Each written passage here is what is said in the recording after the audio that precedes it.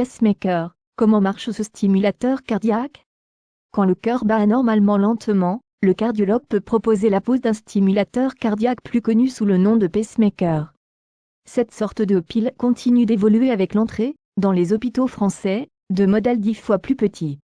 Le pacemaker est proposé aux personnes souffrant de bradycardie, leur cœur bat trop lentement ou de façon irrégulière, en général à moins de 60 battements par minute. Une telle fréquence cardiaque ne permet pas d'apporter assez de sang et d'oxygène au corps.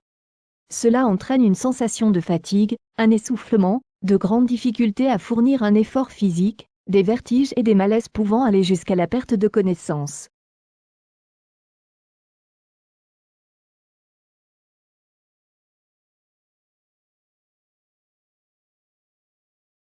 Le pacemaker rétablit une fréquence cardiaque normale. Le pacemaker, en envoyant une impulsion électrique, stimule le cœur et rétablit une fréquence cardiaque normale. C'est la principale indication et elle offre les meilleurs résultats, toute chirurgie cardiaque confondue, souligne le professeur Alain Pavy, chirurgien thoracique et cardiovasculaire. Plus rarement, le pacemaker est implanté pour resynchroniser les contractions du cœur de personnes souffrant d'une grave insuffisance cardiaque. La décision est prise par un médecin spécialiste du rythme cardiaque, cardiologue rythmologue, et l'opération réalisée par ce même médecin, vers des pacemakers de plus en plus miniaturisés. Le pacemaker couramment utilisé est un petit boîtier métallique, en titane, de la taille d'une pièce de 2,5 mm d'épaisseur, 25 à 28 grammes. Il contient une pile en lithium, un circuit électronique et les programmes permettant d'adapter les paramètres de surveillance et de stimulation pour que le cœur se contracte à la bonne vitesse. Il est connecté au cœur par l'intermédiaire d'une ou plusieurs sondes, contenant les fils conducteurs d'électricité, et réglé de façon à adapter le rythme cardiaque aux besoins physiologiques. L'essoufflement disparaît, la personne retrouve une vie normale. Au fil des ans, les modèles se sont miniaturisés et les batteries durent de plus en plus longtemps, 10 à 15 ans désormais. Et ce n'est pas fini, de nouveaux modèles NanoStim, micro sont proposés dans le cadre d'essais cliniques. 10 fois plus petits que les pacemakers conventionnels, ils ont la forme d'une capsule, ils sont totalement autonomes et sont dépourvus de sondes, tout est à l'intérieur. Ne stimulant que le ventricule droit, ils représentent une possible alternative pour environ un quart des personnes ayant besoin d'un pacemaker. L'idée est intéressante lorsque les sondes se cassent et qu'il faut les remplacer, analyse le professeur Alain Pavy. Leur très petite taille, permettrait une opération beaucoup plus rapide, 20 à 45 minutes selon les fabricants, sans incision et donc sans cicatrice. Comme il n'y a pas de poche chirurgicale, la fréquence des infections et des complications devrait être moindre, comme le montrent les résultats des premières études.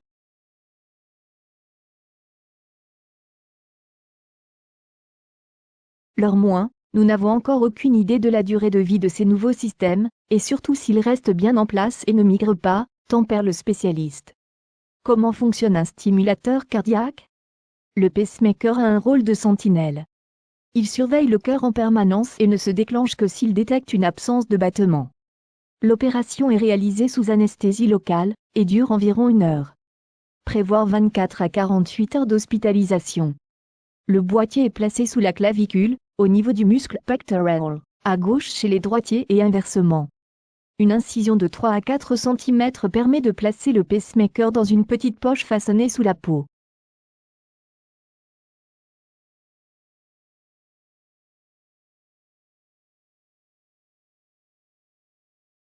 Les sondes, le plus souvent, sont introduites par une veine du bras et guidées jusqu'au cœur, une à la pointe du ventricule droit, l'autre dans l'oreillette droite. Leur position est contrôlée par imagerie. Une fois les réglages terminés et le fonctionnement vérifié, elles sont connectées au boîtier de stimulation.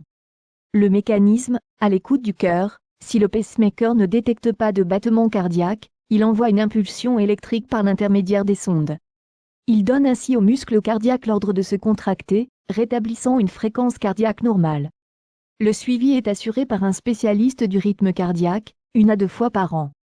Il est équipé d'un ordinateur avec un logiciel capable de récupérer les données du pacemaker et d'en vérifier les réglages. Il délivre une carte de porteur de pacemaker. Quelle précaution après la pose d'un pacemaker? Pendant le premier mois qui suit l'implantation, le porteur de pacemaker doit faire attention à ne pas lever le bras du côté opéré plus haut que l'épaule, et à ne pas trop le mobiliser. Il faut éviter les mouvements répétitifs ou violents, et attendre au moins 4 semaines avant de se remettre à poncer, à tailler des ais, à nager le crawl ou encore faire du squash. Il existe également quelques précautions à respecter dans la vie courante concernant certains appareils externes, sources potentielles d'interférences électriques qui peuvent modifier les réglages du pacemaker. Voici les plus importantes. L'IRM imagerie par résonance magnétique est contre-indiquée. Elle reste envisageable dans des cas très particuliers, précise le professeur Pavy, au sein de centres multidisciplinaires réunissant à la fois des spécialistes de l'IRM et du rythme cardiaque. La radiothérapie est elle aussi à adapter, car le pacemaker ne doit pas être irradié. Les portiques antivols de magasins ne posent pas de problème particulier à condition de ne pas s'éterniser dessous, ceux des aéroports sont en revanche à éviter. Le risque est minime, mais il est préférable de ne pas le prendre. Il suffit de montrer sa carte de porteur de pacemaker. La soudure à l'arc est interdite. Les plaques à induction peuvent être utilisées, sous réserve de rester à distance 50 cm environ. De même, il est conseillé de ne pas trop s'exposer au soleil pour ne pas faire grimper la température du boîtier métallique. L'utilisation des téléphones portables reste possible, de préférence à l'oreille opposée de votre stimulateur, par prudence plus que par nécessité car le risque d'interférence est minime. Globalement, les gens qui ont un pacemaker ont une vie normale, insiste le cardiologue.